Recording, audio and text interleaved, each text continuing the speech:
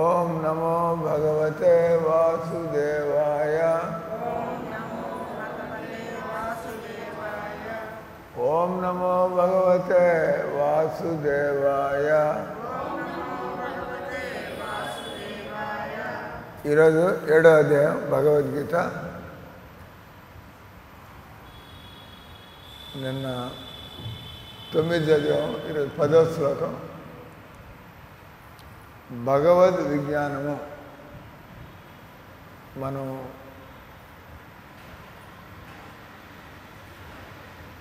ఈ సంసారంలో ఉంటూ, ఈ జగత్తులో ఉంటూ ఉన్నటువంటి దేవుణ్ణి, కనిపించినటువంటి దేవుణ్ణి, ఉన్నటువంటి దేవుణ్ణి, కనిపించినటువంటి దేవుణ్ణి మనం ఏ విధంగా మనం స్మరించవచ్చు, ఆ రకంగా మనం దర్శించవచ్చు. 4 పాయింట్లు. ఉన్నటువంటి దేవుడు, కనిపించని దేవుడు. కనబడుతున్నాడే దేవుడు, ఈ రూపంలో చూడవచ్చు.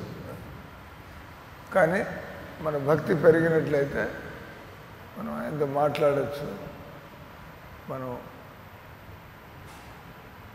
ఆయనకి చెప్పుకోవచ్చు, మనం ఆయన చెప్పేది మనం వినొచ్చు. ఇది కనిపించని ఉన్నటువంటి దేవుడు. దేవుడికి రకరకాల రూపాలు ఉన్నాయి. భగవంతుడు మనకు కూడా ఏ రకంగా అలిగినప్పుడు ఒక రకంగా, కోపం వచ్చినప్పుడు, అంటే నీ మొహం కోపం వచ్చినప్పుడు ఎట్లుంటుంది, ఏడుస్తున్నప్పుడు ఎట్లుంటుంది, అలిగినప్పుడు ఎట్లుంటుంది, ఈ ముఖం యొక్క కళలు మారుతాయి, అంతే కదా. మన కోపం వచ్చినా, నవ్వుతున్నా, ఏడుస్తున్నా ఒక రకంగా ఉంటే జనాలకి అర్థం కాదు. జనాలకి అర్థం కాదు మనం ఏం చేయాలనుకుంటున్నాం. అంటే మీరు మీ యొక్క మూడ్స్ని మీ ముఖంతో మీరు చూపించవచ్చు. మీరు సంతోషం, మీ అందరికీ తెలిసిందే. హరే కృష్ణ, క్యా హో గయా, బ్యాటరీ ఖతం, इधर तो है. हरे कृष्ण, हरे कृष्ण. क्या एकदम गूंज आ रहा है. हाँ,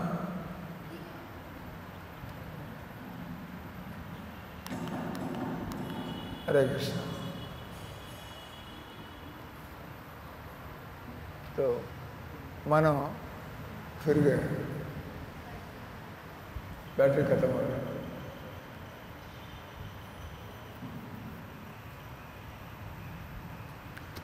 तो భగవంతుడు ఆయన తన అవతార ఉద్దేశాన్ని బట్టి భగవంతుడు నరసింహస్వామిగా ఎందుకు కనపడ్డాడు. భగవంతుడు నరసింహస్వామి, భయంకరమైన రూపం నరసింహస్వామి. పెంచలకోన నరసింహస్వామి, మన వేదగిరి నరసింహస్వామి, రంగనాథ స్వామి, భగవంతుడు రకరకాల జగన్నాథుడుగా అంతా వాళ్ళే. కానీ భగవంతుడు వేరే రూపాలు. ఆయన యొక్క మూడుని బట్టి భగవంతుడు రకరకాలుగా కనబడతాడు. ఆశ్చర్యం లేదు.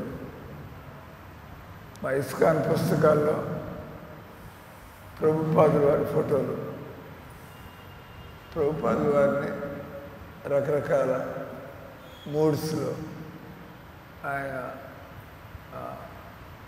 తన్మయత్వంలో ఉన్నప్పుడు, ఆయన ఆనందంలో ఉన్నప్పుడు, ఆయన గంభీరంగా ఉన్నప్పుడు, ఆయన దయాగుణంతో ఉన్నప్పుడు, ప్రపంచాన్ని చూసి జనాలంతా కూడా ఇట్లా దరిద్రులాగా బతుకుతున్నారేమో భక్తి లేకుండా.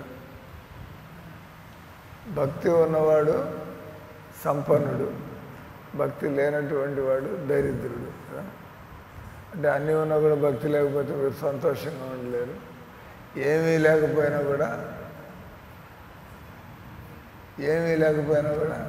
భక్తి ఉన్నట్టయితే మీరు సంపన్నులు. అన్నీ ఉండి భక్తి లేకపోతే దరిద్రులు.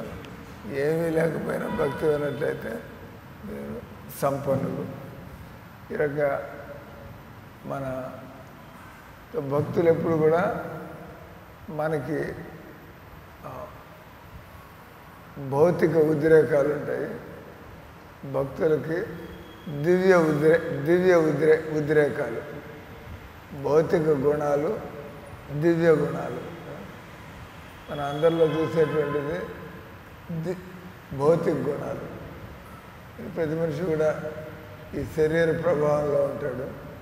శరీర ప్రభావంలో మిమ్మల్ని ఏమన్నా అంటే మూడ్ ఆఫ్ అయిపోతుంది, తెలుస్తాడు కదా. మనకి ఎప్పుడు ఉండేది అదే కదా, ఓ మాట అనగానే మారిపోతాయి. నేను మన శరీర ప్రభావంలో ఉన్నప్పుడు మనల్ని ఎవరన్నా కొద్దిగా ఏదైనా మందలించినప్పుడు, మనకి ఎవరైనా తప్పు పట్టినప్పుడు మనకి ఇబ్బందిగా ఉంటుంది. నేను మన శరీర స్థాయిలో ఎవరిని పొగిడినట్టయితే మీరు కమలంలాగా అంటే వికసించిపోతారు. తిట్టినప్పుడు ఎండిపోయిన పువ్వులాగా అటు తయారైపోతారు. కాబట్టి ఇక్కడ ఈరోజు శ్లోకంలో మనం 7వ అధ్యాయపు 10వ శ్లోకంలో భగవంతుడు కనిపించినటువంటి ఉన్నటువంటి భగవంతుడు, ఆయన మనం ఈ సంసారంలో ఏ విధంగా స్మరిస్తూ ఉండొచ్చు, ఆ విధంగా స్మరిస్తూ ఉంటే మనం ఏ విధంగా భగవంతుడిని దర్శించవచ్చు. ఆతృత మనకి భగవంతుడిని నేను ఎందుకు దర్శించుకోలేను, భగవంతుడు సృష్టిలో ఎంత స్పష్టంగా ఉన్నాడు, మరి ఆయన ప్రత్యక్షంగా కూడా ఎందుకు దర్శించుకోలేదు. ఒకసారి చిన్న స్టోరీ ఇది. ఒక పరీక్షిత్ మహారాజు తండ్రి అభిమన్యుడు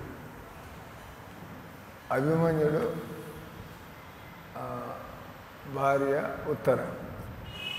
అభిమన్యుడు ఒకసారి వాళ్ళ ఆస్థానానికి,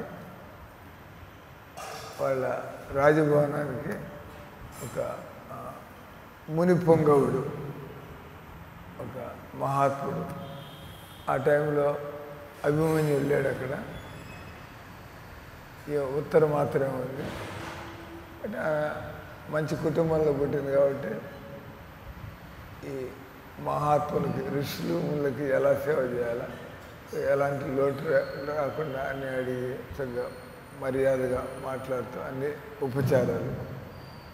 ఆయన అంతా సంతోషపడి ఆయన ఒక దివ్య అద్దాన్ని, మ్యాజిక్ మిర్రర్, ఒక అద్దాన్ని, మరో అద్దంలో మీ మొహం కనబడుతూ ఉంటుంది అంతే కదా, ఆయన ఒక అద్దాన్ని ఇచ్చాడు. ఇచ్చి ఈ అద్దంలో నువ్వు చూస్తే నిన్ను ప్రేమించే వాళ్ళు ఎవరో వాళ్ళ మొహాలు కనబడతాయి.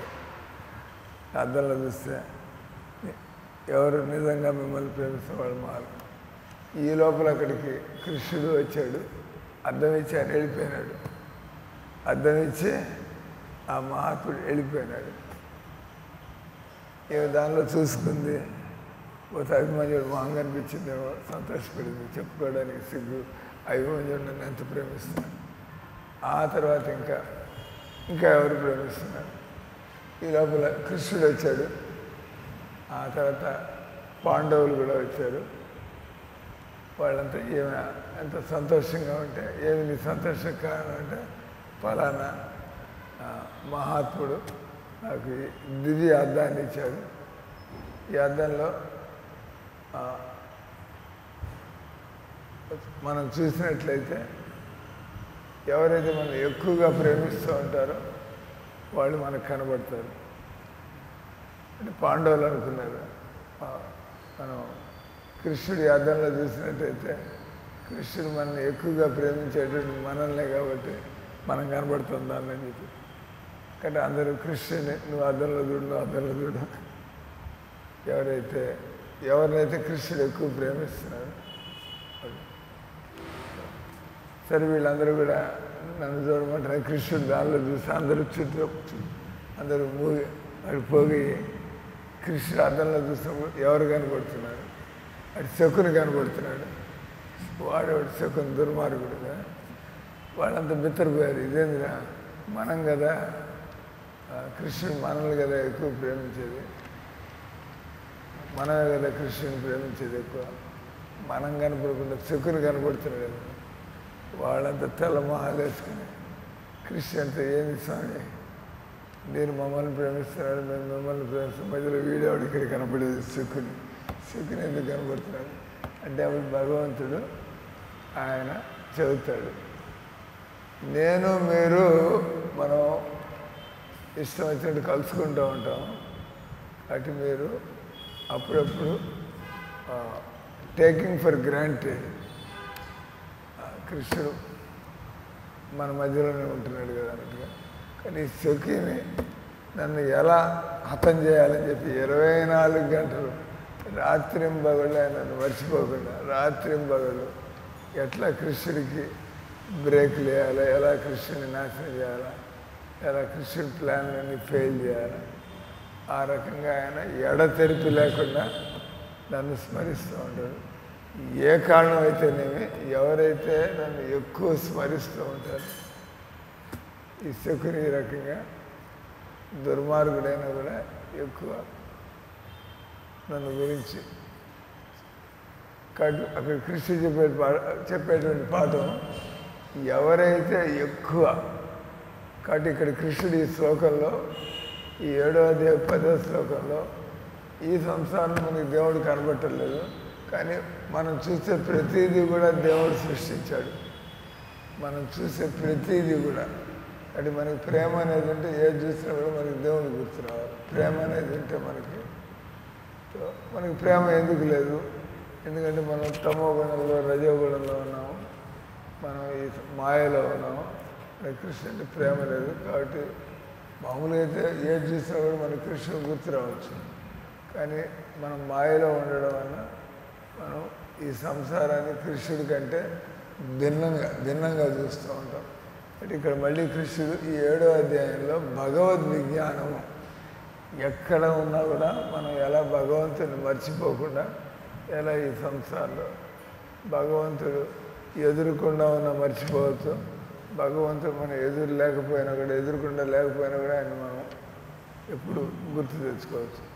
అంటే అది ఎంత ఆయన ప్రేమిస్తున్నారో దాన్ని బట్టి. అంటే ఈరోజు శ్లోకంలో భగవంతుడు అర్జునుడికి చెబుతాడు, నా మీద నీకు ఎలా ప్రేమ కలుగుతుంది, నువ్వు ఈ సంసారంలోకి వచ్చేసావు, నన్ను మర్చిపోయిన కారణంగా మళ్ళీ నువ్వు ఏం చేయడం వల్ల నువ్వు నాతో ఉండేటువంటి సంబంధాన్ని పునరుద్ధరించుకుని నీ మనసు సహజంగా మళ్ళీ నా మీదకి కదా అంటే భగవంతుని స్మరిస్తూ ఉంటే మాయపోతూ ఉంటుంది. సో మనకి భగవంతుడి స్మరణ పెరుగుతూ ఉంటే మెల్లిగా అన్ని చోట్ల కూడా ఆయనే గుర్తొస్తూ ఉంటాడు మనకి. అంటే ఈరోజు శ్లోకం చెప్పండి. భగవంతుడు ఆయన బీజం మాం సర్వభూతానాం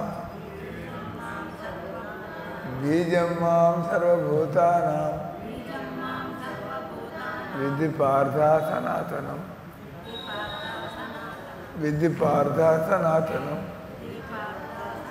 బుద్ధిర్బుద్ధి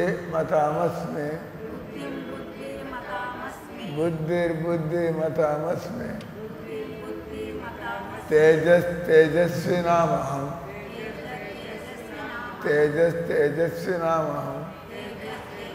బీజం మాం సర్వభూతానాం విద్ధి పార్థ సనాతనం బుద్ధిర్బుద్ధి మతామస్మి తేజస్వినామహం. అనువాదం తాత్పర్యం శ్రీల ప్రభుపాదకి. ఓ అర్జున, నేనే అన్ని ప్రాణులకు సనాతన బీజము. మనకి మామూలుగా ఇవన్నీ కలుసుకునే మీ అమ్మ ఎవరమ్మా, మీ నాయన ఎవరమ్మా, మీ తాతగారు ఎవరమ్మా అని అడుగుతారే మీది ఏ ఊరు. ఇక్కడ భగవంతుడు ఏం చెబుతున్నాడు, అన్ని ప్రాణులకు సనాతన బీజము. మీరు అడగచ్చు మీ అమ్మ ఎవరు, మీ అమ్మకి అమ్మ ఎవరు, కానీ ఆఖరికి ఎక్కడికి పోతుంది? కృష్ణుడి దగ్గరికి పోతుంది. కృష్ణుని పితా అహమస్య జగతో మాతా దాత పితామహ. భగవంతుడు ఆయనే మనకి తల్లి తండ్రి. ఈ శబ్దాలు ఎందుకు వాడతారంటే భగవంతుడు అంటే ఈ సంసారంలో తల్లి పాత్ర వేరుగా ఉంటుంది, తండ్రి పాత్ర వేరుగా ఉంటుంది. అంతే కదా. అందుకే ఇద్దరు అవసరం. తల్లి ప్రేమ ఏంది? తండ్రి యొక్క శిక్షణ. తండ్రి పోషిస్తాడు, మనకి ట్రైనింగ్ ఇస్తాడు. పిల్లకాయలను గారాబం చేసి అడగొట్టకుండా వాళ్ళకి స్కూల్కి పో, ఇది నేర్చుకో, ఇట్లా చేయి అట్లా చేయి. తర్వాత ఇంటికి కావాల్సిన ఖర్చులన్నిటికీ డబ్బులు తీసుకొస్తాడు తండ్రి. తల్లి ఏం చేస్తుంది? అన్ని వసతులు, పిల్లల్ని స్నానం చేయించడం, వాళ్ళకి వండి పెట్టడం, వాళ్ళకి గుడ్డలు ఇవ్వడం, వాళ్ళకి ముస్తాబు చేయడం. తల్లి ప్రేమ, తండ్రి యొక్క క్రమశిక్షణ. ఈ విధంగా పిల్లవాడు సరిగ్గా ఎదగలుగుతాడు. అంటే ఇక్కడ తల్లి ఆ పనులే చేయగలదు, తండ్రి ఆ పనులు. కానీ భగవంతుడు అన్ని పనులు చేయగలుగుతాడు. కాబట్టి మనకి భగవంతుడు తల్లి ఇచ్చేటువంటి ప్రేమను ఇవ్వగలడు, తండ్రి ఇచ్చేటువంటి జ్ఞానాన్ని కూడా, లేదా అనుభవాన్ని, లేదా ట్రైనింగ్. అంటే ఇక్కడ భగవంతుడు మనకి తండ్రిలాగా భగవద్గీత జ్ఞానాన్ని ఇస్తున్నా అంటే తండ్రిలాగా ఆయన ఈ సంసారంలో ఎలా బతకాలా, ఏం తెలుసుకోవాలా, ఈ సంసారం నుంచి ఎలా బయటపడాలా, ఏం తెలుసుకోవాలా, ఎలా బతకాలా, ఎలా బయటపడాలా. మనంతా బతుకుతున్నాం, ఎలా బతకాలో తెలియదు. అది మనం జీవితం గడిచిపోతుంది. కానీ ఇక్కడి నుంచి బయటపడే విధంగా బతుకుతున్నామా, ఈ సంసారంలో ఇరుక్కునే విధంగా బతుకుతున్నాం మనం చూసుకోవాలి. అంటే ఇక్కడ ఈరోజు శ్లోకంలో ఆయన బీజం మాం సర్వభూతానా, నేను అన్ని ప్రాణులకు సనాతన బీజాన్ని. అప్పుడప్పుడు అడుగుతూ ఉంటారు, గుడ్డు ముందా, కోడి ముందా, విత్తనం ముందా, చెట్టు ముందా? చెట్టు లేకుండా విత్తనం ఉండదు, విత్తనం లేకుండా చెట్టు రాదు.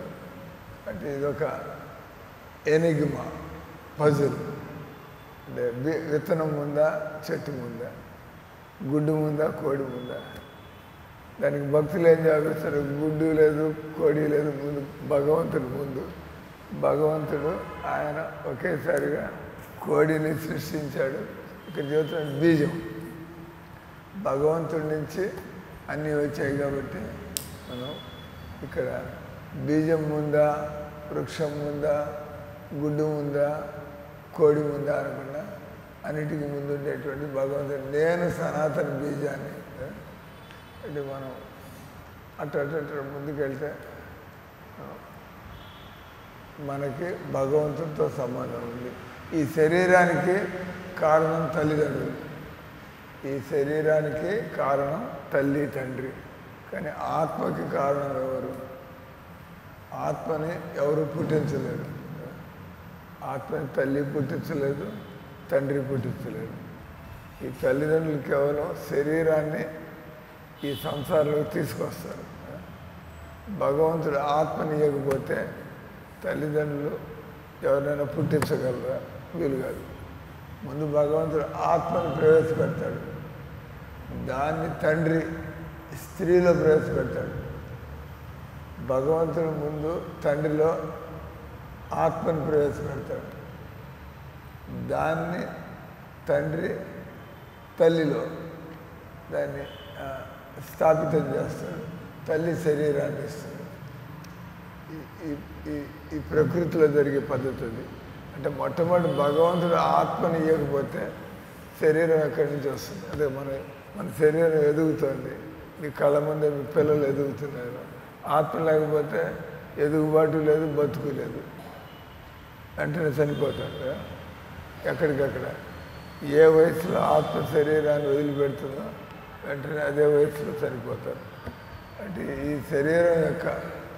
ఈ శరీరం జీవించి ఉండడానికి కారణం, ఈ శరీరం ఎదుగుతూ ఉండడానికి కారణం, దీనికంతా వెనకాల ఆత్మ అనేది ఉంది. ఈ జీవితాన్ని మనం ఏ దిశలో గడుపుతున్నాం, మనం దుర్మార్గులు ఏ దిశలోకి పోవచ్చు, మనం మనం మహాత్ములు ఏ దిశలో పోవచ్చు, అది మీరు నిర్ణయించుకోవాలి. మీరు దేని కావాలంటే భగవంతుడు ఆ దిశలో మనకు పంపిస్తాడు. అంటే ఇక్కడ భగవంతుడు అంటే కొన్ని ముళ్ళ చెట్లు ఉంటాయి, కొన్ని ముళ్ళ చెట్లు ఉంటాయి, కొన్ని పళ్ళ చెట్లు ఉంటాయి. ముళ్ళ చెట్లు, పళ్ళ చెట్లు అంటే ముళ్ళ చెట్లు తయారు చేసిన వాడు పళ్ళ చెట్లు కూడా తయారు చేశాడు. అంటే మనం జీవితంలో ఎటు కావాలంటే అటు పోవచ్చు. నేను ఒక భక్తుడిగా ఎదగాలంటే భగవంతుడు అటువంటి బీజాన్ని అనొచ్చు. మనకు అటువంటి ఆలోచనలు ఇస్తూ, అటువంటి తెలివితేటలు ఇస్తూ, అటువంటి అవకాశాలు ఇస్తూ భగవంతుడు. మనం దుర్మార్గులు కావాలంటే భగవంతుడు అటువంటి ఆలోచనలు ఇస్తూ, అటువంటి తెలివితేటలు ఇస్తూ మనకి అటువంటి అవకాశాలు ఇస్తూ. అంటే సంసారంలో కొంతమంది చెడిపోతున్నారు, కొంతమంది బాగుపడుతున్నారు. భగవంతుడు ఏమన్నా ఇష్టం వచ్చినట్టుగా వీడు దుర్మార్గుడు అయిపోవాలా, వీడు మహాత్ముడు అయిపోవాలా? భగవంతుడు ఎవరిని అట్లా చేయటం లేదు. మనం ఎలాంటి బీజాన్ని తెచ్చుకున్నామో దాన్ని బట్టి మన వృక్షం ఉంటుంది. అది ఏం వృక్షం అవుతుందో. అంటే ఇక్కడ నేనే అన్ని ప్రాణులకు సనాతన బీజాన్ని. అంటే మనం పిల్లిని చూస్తున్నా, కుక్కను చూస్తున్నా, మనం మనుషులను చూస్తున్నా, లోపల ఉండే బీజం మాత్రం అందరిలో ఉండేటువంటిది అది ఆత్మ. మన ఆలోచనలు వేరుగా ఉండడం వల్ల ఈ పై శరీరం అంతే కదా. ఇంతకుముందు అందరిలాగే ప్యాంట్ షర్ట్ వేసుకునేవాళ్ళం, లోపల నుంచి అదే వ్యక్తిని. అంటే నేను కూడా ఒకప్పుడు ఇట్లా మీలాగా ప్యాంట్ షర్ట్ వేసుకున్నా, మరి ఇప్పుడు ఇవేం వేసుకుంటున్నా. ఎందుకంటే నేను అదే వ్యక్తిని, కానీ నా ఆలోచనలు మారాయి. ఆలోచనలు మారడం కాబట్టి వ్యక్తులు మంచివాళ్ళ చెడ్డవాళ్ళ అంటే వ్యక్తులు మంచివాళ్ళు కాదు, చెడ్డవాళ్ళు కాదు. మీరు పరిశుద్ధమైనటువంటి ఆత్మలు. కానీ మనం ఆత్మగా ఎలా బతకాలో మనకి తెలియనప్పుడు దాన్ని ఏమంటారు? ఇన్ఫెక్షన్ అంటారు. ఇన్ఫెక్షన్ అంటే మనం దగ్గుతుండే వాడి దగ్గర ఉంటే మనకు కూడా దగ్గు రోగం ఉంటుంది. మనం ఇంకో రోగం ఉండేవాడి దగ్గర ఉంటే ఆ రోగం మనకు అంటుకుంటుంది కదా. మనం ఎలాంటి మనం మంచి వాళ్ళ దగ్గర ఉంటుంటే మెల్లిమెల్లిగా అది తెలియకుండానే మనం కూడా మంచి వాళ్ళుగా మారిపోతాం. మనం చెడ్డవాళ్ళ దగ్గర ఉంటే మెల్లిమెల్లిగా ఆ మాటలు వింటే వాళ్ళని చూస్తూ మన స్వభావం కూడా అట్లా మారిపోతుంది. అంటే ఇక్కడ భగవంతుడు చెప్పేది బీజం మాం సర్వభూతానం. మనం బయటికి ఎలా కనిపిస్తున్నా మనందరిలో కూడా దివ్యత్వం అనేటువంటిది. దివ్యత్వం అంటే ఇక్కడ ఎవరు లౌకికంగా మంచివాళ్ళు లేరు, ఎవరు లౌకికంగా చెడ్డవాళ్ళు లేరు. ఆ ప్రభావంలో వాళ్ళు ఆ విధంగా బతుకుతున్నారు. కానీ అసలు మనం ఏ ప్రభావంలో ఉండాలా? మనం భగవంతుడి ప్రభావంలో ఉండాలి. అది మనకి తెలియదు. అందుకే ఇక్కడ నేర్పిస్తున్నాడు భగవంతుడు ఎలా మనం ఈ సంసారంలో భగవంతుడి ప్రభావంలో ఉండి. ఈయన ఈ సంసారంలో ఉన్నాడు, ప్రభుపాద స్వామి ఆయన ఈ సంసారంలో ఉన్నాడు. ఆయన వీళ్ళు అమెరికా వాళ్ళు, వీళ్ళు రష్యా వాళ్ళు, వీళ్ళు ఇది అటంత చోటుల్లో ఆయన. వీళ్ళందరూ కూడా కృష్ణుడి యొక్క అంశములు కదా. వీళ్ళంతా కూడా కృష్ణుడి యొక్క పార్ట్ అండ్ పార్సిల్స్ కదా. కాబట్టి ఎందుకు వీళ్ళు కృష్ణుడిని మరిచి వీళ్ళంతా కూడా జీవితాన్ని పాడు చేసుకుంటున్నారు? కృష్ణుడిని మర్చిపోయారంటే వీరు చావు పుట్టుకల ప్రవాహంలో పడి కొట్టుకుపోతారు. పుట్టడం, చావడం, పట్టడం ఇది జరుగుతూనే ఉంటుంది. కానీ ఎప్పుడైతే మనం కృష్ణుని మర్చిపోకుండా ఉంటాం ఇంకా ఈ జన్మతో ఫినిష్. మళ్ళీ మనం ఇక్కడి నుంచి వెనక్కి వెళ్ళిపోతుంది. అంటే కృష్ణుడికి బీజం మాం సర్వభూతానం. బయటికి మనం నేను రెడ్డిని, నేను నాయుడిని, నేను భారతీయుడిని, ఇంత పైన డ్రెస్ పైన ఉండేటువంటిది. కానీ లోపల ఉండేటువంటిది ఏంటి అంటే మీరు కృష్ణుడు కోవకి చెందుతారు. మీకు చావు లేదు, మీకు దుఃఖం లేదు, ఆత్మకి దుఃఖం లేదు, ఆత్మకి భౌతిక సుఖం లేదు, ఆత్మకి సుఖం లేదు, దుఃఖం లేదు. ఈ సుఖాలకి దుఃఖాలకి అతీతంగా ఆత్మ ఎప్పుడు దివ్య ఆనందంలో ఉండొచ్చు. మన ఆత్మస్థాయికి ఎదిగితే మనకు తెలుస్తుంది విషయం. ఆత్మస్థాయికి ఎదిగినప్పుడు మన లాయర్ కాదు, మన డాక్టర్ కాదు, మనం లా గురించి డాక్టర్ ఏం చెబుతాం, మనం ఏం నేర్చుకుంటే అదే మనిషి దద్దమ్మ ఏదో మూర్ఖుడు. కానీ ట్రైనింగ్ ఇస్తే ఆయన డాక్టర్గా మారిపోతాడు, ఆయన లాయర్గా మారిపోతాడు. అనగా ట్రైనింగ్ కూర్చోబెట్టి ఎంత పనికి మాలాడినా కూర్చోబెట్టి రుద్దుతూ ఉంటే మెల్లిగా ఎంత జిడ్డు గిన్నె కూడా, ఎంత మురికి గిన్నె అయినా కూడా ఇదంతా కూడా చూస్తే ఇంట్లో గిన్నెలు తొలుస్తూ ఉంటారు. దాంతో పాడైపోయిన భోజనం ఉంది, వాసన కొడుతుంది, ఆయిల్ జిడ్డుగా ఉంది, మీరేం పట్టించుకోరు, తీసి పారేసి క్లీన్. ఆ రకంగా ఆత్మ అందరిలో కూడా అది ఎప్పుడు దాని అంటే ఆత్మ ప్రకాశం, ఆత్మ అనేటువంటి అందరిలో వైభవమైనటువంటి స్థితిలో ఉంది. అంటే మనం కొద్దిగా మన మనస్సు చెప్పినట్టు కాకుండా మనం గురువు చెప్పినట్టుగా, మన మనస్సు చెప్పినట్టుగా కాకుండా భగవద్గీత చెప్పినట్టుగా, don't trust your mind, don't listen to your mind. మనస్సు చెప్పింది వినమాక, మనస్సు చెప్పింది నమ్మమాక. మనసు అంటుంది నువ్వు ఈ శరీరం ఉంటుంది, కానీ నువ్వు ఈ శరీరం కాదు, ఆత్మ. అంటే కృష్ణుడు బీజం మాం సర్వభూతానాం, బీజాన్ని బట్టి మొక్క అనేది ఉంటుంది. కానీ మన అసలైనటువంటి నేను ఎవరు తెలుసుకోకుండా మీరు ఆధ్యాత్మికంగా ఎలా ఎదుగుతారు? ఎవరైనా కూడా ఆధ్యాత్మికంగా ఎదగచ్చు, కానీ మనం తెలుసుకోవాలి నేను ఆత్మని, నేను ఆత్మగా ఎలా నిలబడాలా. ఇప్పుడు మనం ఆత్మలాగా తిరగటం లేదు, ఆత్మలాగా బతకటం లేదు, మనం ఆత్మలాగా ఎలా బతకాలా. ఎవరైతే అలా బతుకుతున్నారో అటువంటి వాళ్ళ నుంచి మనం నేర్చుకున్నట్లయితే, అటువంటి వాళ్ళు చెప్పింది వింటూ ఉంటే మనకి తెలుస్తుంది ఎలా మనం ఈ శరీర ప్రభావం నుంచి బయటకు వచ్చి మనం ఆధ్యాత్మిక జీవితంలో నిలబడవచ్చు.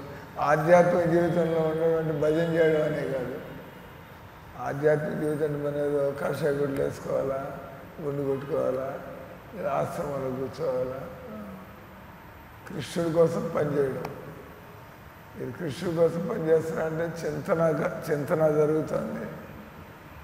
ఉదాహరణకు మీరు లాయర్ అయి ఉంటారు, మీ వృత్తి ఏంది? సాఫ్ట్వేర్. మీరేదో డబ్బుల కోసం సాఫ్ట్వేర్ పనులు చేస్తూ ఉంటారు, కానీ ఆ సాఫ్ట్వేర్ నాలెడ్జ్ భగవంతుడు కూడా ఉపయోగపడుతుంది. Same software it can be use for Krishna's service, it can be used for Krishna's institutional service, it can be used by ISKCON. వాళ్ళు ఎన్నో యాప్స్ యూజ్ చేస్తూ ఉంటారు, వాళ్ళు ఎన్నో సాఫ్ట్వేర్లు యూజ్ చేస్తారు. అవన్నీ వాడు మీలాంటి వాడు తయారు చేస్తుంటారు కదా. ISKCONకి అవసరమైన సాఫ్ట్వేర్ కస్టమ్ మేడ్.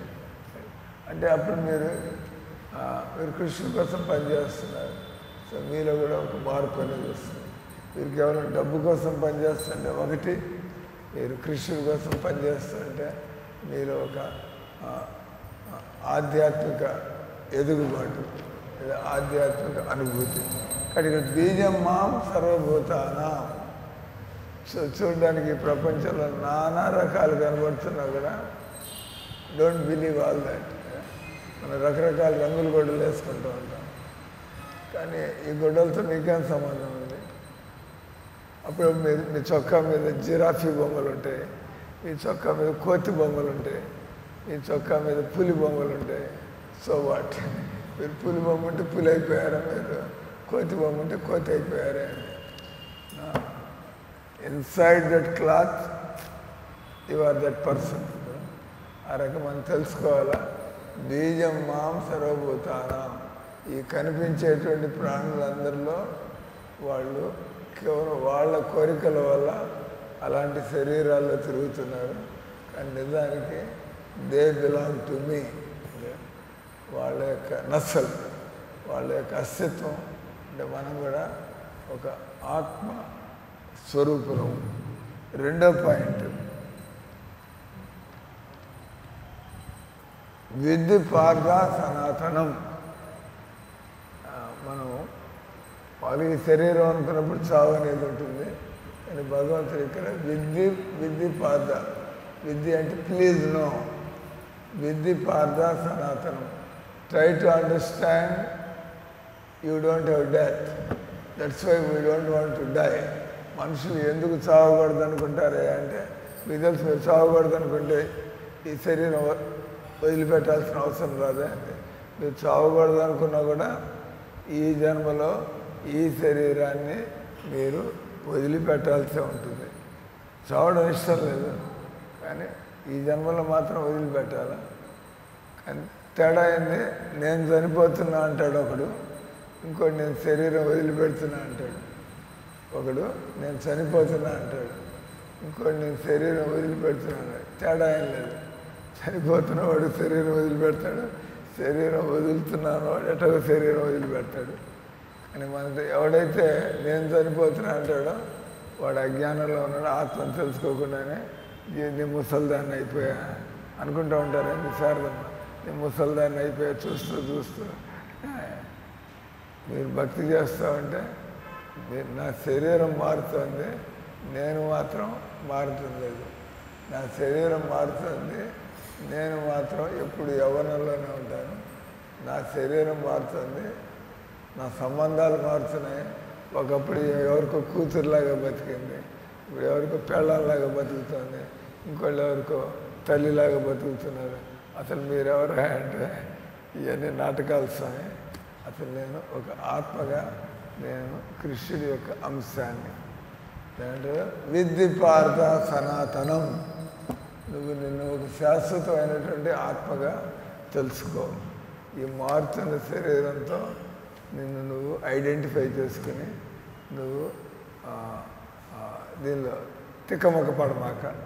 అంటే మనంతా భయపడిపోతాం. నీ ముసలిదాన్ని అయితే నాకు ఎవడు సేవ చేస్తాడు, నీ ముసలిదాన్ని నాకు రోగాలు వస్తే ఎట్ట ఏమవుతుంది అంటే మీరు ఆత్మను మర్చిపోయి అనవసరంగా మీరు ఇబ్బందులు పాలవుతున్నారు. అందుకే భగవంతుడు విద్ధి పార్థ సనాతనం. నాకు చావు లేనప్పుడు నేను ఎందుకు ఈ శరీరాల్లోకి వచ్చి నేను పుట్టడం చావడం ఎందుకు జరుగుతుంది? వై షుడ్ ఐ నీడ్ ఇది నాకు అవసరమైంది, పుట్టడం చావడం అవసరమైంది. నేను దీని నుంచి ఎలా బయటపడాలా? ఇది అవసరం లేనటువంటి ప్రక్రియ. Something going on which is not necessary. మనకి ఈ శరీరం అవసరం లేదు, ఈ పుట్టడము, ఈ శరీరాన్ని చూసుకోవడం, తర్వాత బలవంతంగా చావడం, ఇదంతా అవసరం లేదు. కానీ దానికి మనం ఎదగాల, మనం ఆధ్యాత్మిక ఎదగాల. శరీర స్థాయి నుంచి మానసిక స్థాయి, మానసిక స్థాయి నుంచి బౌద్ధిక స్థాయి. From physical plane rise to mental plane, from mental plane to intellectual plane, from intellectual plane to spiritual plane. క్రమంగా అంటే ఒక తాగుబోతుని సడన్గా మనం భక్తులు చేయలేము. ఒక తాగుబోతుని భక్తులు చేయడానికి చూస్తుంటే మెల్లిగా తాగుడు అలవాటు పోతుంది. ఆ తర్వాత ఆయనలో ఉండే ఈర్ష్య, ద్వేషం ఇవన్నీ పోవడం, ఆ తర్వాత భక్తుడి స్థాయికి వస్తాడు కదా. కాబట్టి ఇక్కడ బుద్ధి మతామస్మి. మూడో పాయింట్లో భగవంతుడు ఒకటేమన్నాడు, నువ్వు ఈ దేశానికి కానీ ఈ జాతికి కానీ నువ్వు చెందవు, నువ్వు నాకు చెందినటువంటి వాడివి. రెండోది, నువ్వు మారుతున్న శరీరంతో నువ్వు ఈ మార్పుని నీ మార్పులు అనుకోమాక, అవి కేవలం నీ శరీరం యొక్క మార్పులు, కాల ప్రభావంలో శరీరం యొక్క మార్పులు. కానీ నువ్వు మాత్రం సనాతనం, శాశ్వతం. బుద్ధిమతామస్మి. బుద్ధిమంతుల్లో కదా, బుద్ధిమంతుల్లో ఉండే బుద్ధిని నేను అంటున్నాడు భగవంతుడు. అంటే మనం బుద్ధి లేకుండా పుట్టి ఉండవచ్చు, కానీ మనం భగవంతుడిని రోజు ప్రార్థన చేస్తూ ఉంటే లేదా మనం బుద్ధి ఉన్న వాళ్ళలాగా కనిపించవచ్చు. ఈ సంస్థలో అందరూ కూడా బుద్ధిహీనుడే. ఒక నోబెల్ లారియట్ బుద్ధిహీనుడే, ఒక సైంటిస్ట్ బుద్ధిహీనుడే. బుద్ధిహీనుడు చదువు రానివాడిని ఎట్లాగో బుద్ధిహీనుడని మీరు అంటానే ఉంటారు. చదువు లేనివాడిని వీడికి బుద్ధి లేదు వీడికి. కానీ ఎవడైనా పిహెచ్డి చేస్తే వీడు ఎంత బుద్ధి ఉన్నవాడు. కానీ భగవద్గీత జ్ఞానంతో చూస్తే అందరూ కూడా బుద్ధి లేని వాళ్ళే. ఎవరికైతే శరీరానికి ఆత్మకి తేడా తెలియదో వాడు ఎలా బుద్ధిమంతుడు అవుతాడు. అంటే మీరెవరో కూడా తెలుసుకోలేకపోతే ఏం తెలివితే అట్లనేది. కానీ మీలాంటి మూర్ఖులు మిమ్మల్ని చూసి చదువుకున్న వాళ్ళు అనుకుంటారు. మీకు తెలియదు, వాడికి తెలియదు. ఒకళ్ళనొకళ్ళు వీడికి చదువు లేదు, వాడికి చదువు ఉంది. కానీ ఆత్మజ్ఞానం లేని వాళ్ళంతా కూడా బుద్ధి లేనటువంటి వాళ్ళు. కానీ భగవంతుడు అన్నాడు, బుద్ధిమతామస్మి. ఎవడైతే నా దగ్గరికి రాడో వాడి జీవితంలో బుద్ధిమంతుడే అవకాశం లేదు. నా దగ్గరికి వచ్చిన వాడు లౌకికంగా చదువు లేని వాడైనా కూడా నా దగ్గరికి వచ్చిన వాడు సంసారం దృష్టిలో మీరేం బీకామ్ చేయలేదు, మీరేం డిగ్రీ చేయలేదు, లోకం దృష్టిలో మీరు చదువు లేని వాళ్ళు. కానీ మీరు కృష్ణనామాన్ని జపం చేస్తూ ఉంటే, భగవద్గీతను వింటూ ఉంటే మీరు ఎంత బుద్ధిమంతులైపోతారు. బుద్ధిమతామస్మి తేజస్వి నామం. భగవంతుడు అప్పుడప్పుడు తన పని కోసం మనకి కొన్ని శక్తులు ఇస్తూ ఉంటాడు. ఆ పని అర్జునుడు మహాభారత యుద్ధం అయ్యేదాకా ఆయన అంతులేని వీరులాగా ఉన్నాడు. మహాభారత యుద్ధం అయిన తర్వాత మళ్ళీ ఇంకా శక్తులు ఏం లేవు. లేదు, ఆయన మహాభారత యుద్ధం అయిపోయిన తర్వాత ఆయన మళ్ళీ ఆ రకంగా పోరాడలేకపోయాడు. అంటే భీష్ముడు కూడా అంత గొప్ప వీరుడు. భగవంతుడు ఇంకా అవసరం లేదన్నప్పుడు ఆయన ఎందుకు పనికి రాకుండా. అంటే మనకి బుద్ధి ఉన్నప్పుడు, మనకి శక్తి ఉన్నప్పుడు తేజస్వి నామం. మనలో ఏదైనా తేజస్సు బలం ఉన్నప్పుడు దాన్ని మనం చక్కగా దేవుడు చెప్పినట్టుగా వినియోగించాలి. అది నా బలం అనుకుని మనం కలబెట్టుకోకుండా మనకేమైనా బలం అనేది అంటే ఇది అంటే బలం అనేటువంటి ధర్మం కోసం ఉపయోగించాలి. నీకుండే బలాన్ని దుర్వినియోగం చేయమాక. నీకుండేటువంటి బలాన్ని భగవంతుడు దానిలో అటువంటి బలం తేజస్వి నామహం. నీకు తేజస్సు ఉండి భగవంతుడి కోసం వాడకపోతే ఆ తేజస్సు మిమ్మల్ని నరకాలకు తీసుకుపోతుంది. అందరూ హరే కృష్ణ హరే కృష్ణ కృష్ణ కృష్ణ హరే హరే హరే రామ రామ రామ హరే హరే.